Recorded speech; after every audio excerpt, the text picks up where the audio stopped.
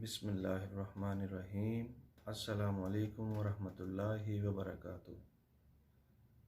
मेरा नाम मुबशर रज़ा है।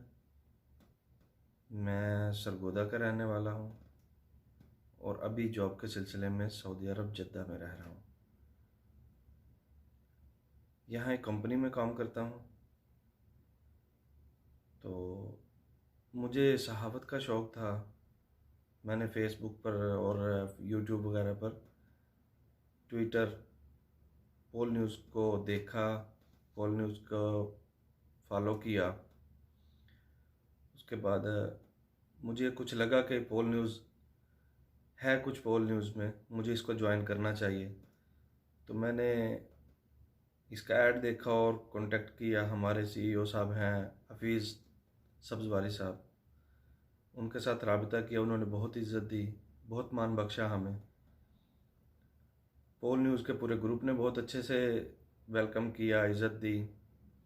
और मुझसे सवाल हुआ था कि आप पोल न्यूज़ को क्यों ज्वाइन करना चाहते हैं। पोल न्यूज़ सच्ची बात करता है, सच का साथ देता है और पोल न्यूज़ में सच्चाई है और पूरे ग्रुप में एक लगन है, जोश है।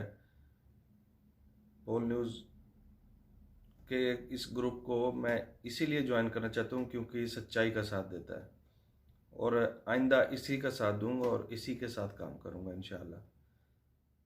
अस्सलाम वालेकुम।